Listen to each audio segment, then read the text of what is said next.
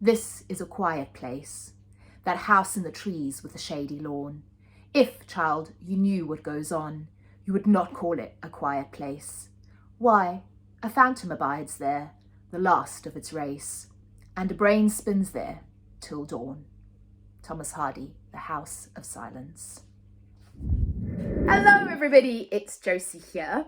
I'm going to be doing another 2-book review today. So it's 2 horror books, but what I think connects these 2 books is the fact that they are what I would kind of classify as folk domestic horror, if that's a thing. I feel like it's a thing. Sorry, folk domestic literary horror. So it's that kind of feel. So it's the kind of horror that isn't overtly slashery, that isn't overtly kind of gross, but it's kind of a creeping sensation. It's mired in legends and folk tales and tales of a certain area or certain place or certain customs.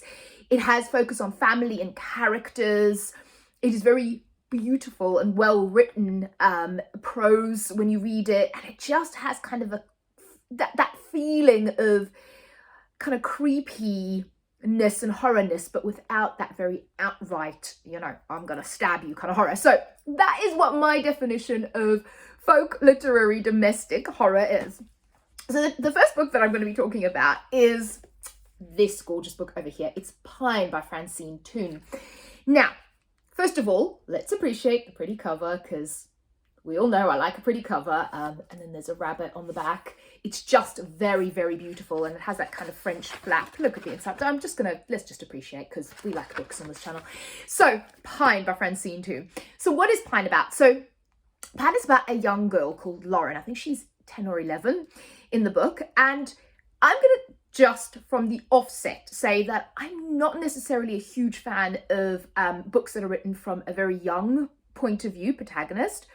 But this book is fantastic. So you have Lauren, and she lives with her father, and you find out that her mother is gone. And we're not sure where her mother is in the beginning of the book. And also she gets very bullied at school, and the kids are very nasty to her. There's a couple of kids that actually try to look after her, which is lovely. And then you have some other children that are very kind of evil, and they bully her. Kids can be evil. And her father clearly has trouble with alcohol. And this is set in a very small Scottish town, and I think it is perfect. So Pine refers to the town, kind of in the middle of nowhere in Scotland, very cold. It's perfect when to read. You have the kind of pine forest that surrounds this town. And you have the different relationships and different characters in the town and things that are going on. And obviously there are things people are hiding.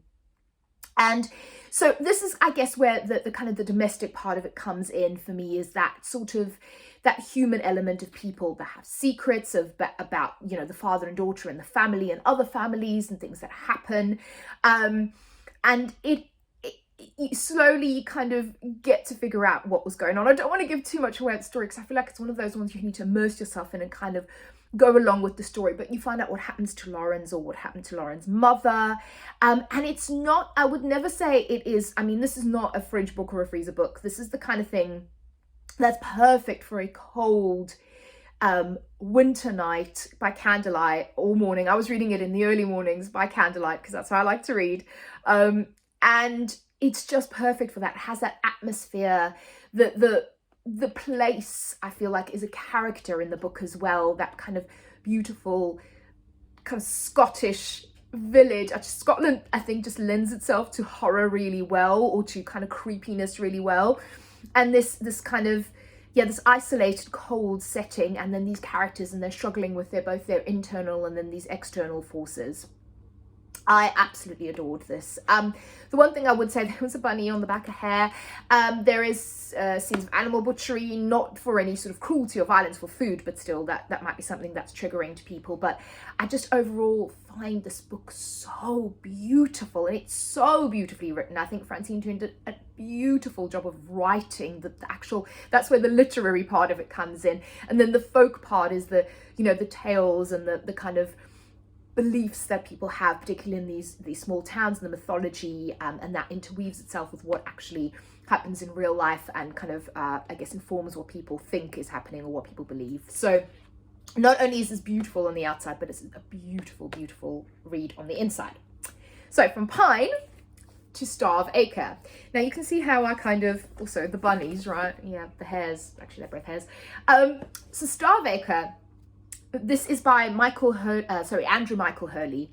And first of all, again, a gorgeous book. This is actually raised. You can maybe kind of, I don't know if you can see that. And then this edition, this Waterstones edition, check that out. Isn't that cool? So this is a poem, like a folk song poem. It's on the inside, but it's on the sides of the book, and I just think it's fantastic. So Starve Acre, again, this is my special genre of horror. So this is about a couple that move to the family home Starve Acre. This is set in England as well, in the UK, and they move there with their young son, and you find out very early on their son has died. And again, the domestic kind of horror thriller part of this is, you know, is dealing with that grief, dealing with the aftermath of what has happened to their son. And both husband and wife deal with it in very different ways. The wife has become very, very withdrawn. She kind of struggles. The husband can't get her out of bed. Eventually, he just doesn't know what to do anymore. He just can't kind of pull her out of her grief for her son, and she tends to sleep every night in her son's bedroom still. You know, just her grief is all consuming. And they have sort of a neighbor down the road, and again, this is very cold, so it's kind of it's set in winter. Again, very isolated. Starve Acre, this farm or this homestead that they have, is extremely isolated, small village. Again, there's a lot of folk tales going on about a tree. The husband he's an academic, so it falls into that kind of dark academia a little bit as well, which I love. And he goes out every morning and he kind of digs in the ground and he looks for things, and he finds a skeleton of a hare, hence the skeleton of the hare on the front. And he kind of occupies himself with this while his wife is just at home, and she's actually a teacher, but she's taken leave of absence. And she has made friends with sort of the neighbor, and he knows this woman that he says can help. And she's kind of like a spiritualist, medium, you know, whatever you want to call that. So, and that's where so you've got kind of a part 1 and a part 2 in this, and that's where things start to get creepy. So again, this book has a kind of creeping sense of, there's nothing overt about it at all.